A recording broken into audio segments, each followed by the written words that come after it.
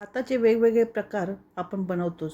मला तर खूप आवडतं बनवायला. तर मी आज बनवणार आहे मटार बटाटा भात.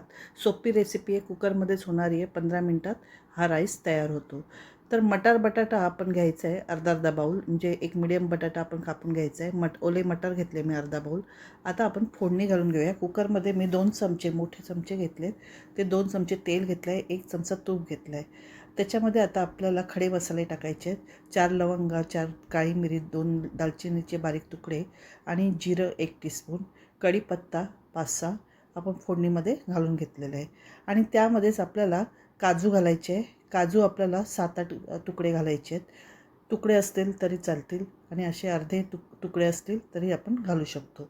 तर अर्धा बाऊल मी मटार घेतला आहे आणि तोही त्यात परतून घेणार आहे. 1 मिनटं परतून घ्या. आणि त्याच्यामध्येच मी लसूण बारीक करून टाकलं आहे.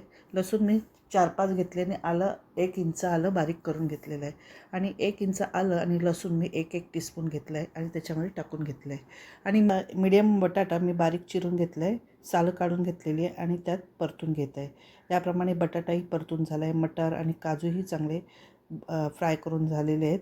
स्लो गॅसवरतीच आपल्याला हे मिक्स करून घ्यायचं आहे 1-1.5 मिनटं. आता त्यामध्ये मी अर्धा बाऊल दही घेतलं आहे आणि ते मी त्यात टाकून घेतलं आहे. दही घातल्यामुळे आपल्या ह्या मटार भात ची टेस्ट खूप छान लागेल. त्यामुळे दही जरूर घाला. आणि त्याच बाऊलने मी दही घेतलं आहे, त्याच बाऊलने मी 1.5 वाटी तांदूळ, बासमती तांदूळ घेतला आहे आणि तो स्वच्छ धुवून मी त्यामध्ये टाकून घेतला आहे. आता हा बासमती राईस पण आपण अर्धा 1 मिनिट परतून घेऊया.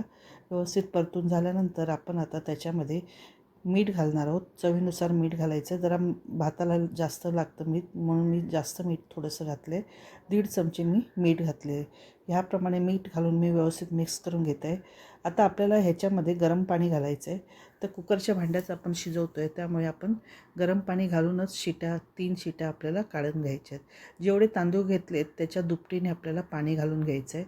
याप्रमाणे पाणी घालून घेतल्यानंतर व्यवस्थित मिक्स करून मी आता कुकरचं झाकण लावून घेणार आहे आणि त्याची 3 शिट्या काढून घेणार आहे. गॅसची फ्लेम आपल्याला मिडियमच ठेवायची आहे. मिडियम गॅसवरती आपल्याला 3 शिट्या काढून घ्यायच्या आहेत.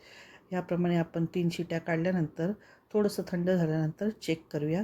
आता चेक करूया आपला मटार बटाटा भात कसा झाला आहे ते. त्यामध्ये कोथिंबीर, पुदिना तुम्ही बारीक चिरून घालू शकता. याप्रमाणे आपला मटार तयार झालेला आहे. आणि वरती तुम्ही 1 चमचा तूप घालून घ्या. याप्रमाणे आपली मटार भातची रेसिपी तयार झालेली आहे. नक्कीच तुम्हाला आवडेल. तोच राईस खाण्यापेक्षा आपण वेगळा हा राईस करून बघितलेला आहे. तुम्ही नक्की करून बघा, तुम्हालाही आवडेल. जर तुम्हाला ही माझी मटार बटाटाची रेसिपी आवडली असेल तर प्लीज मला लाईक, शेअर, सबस्क्राईब करा. नमस्कार.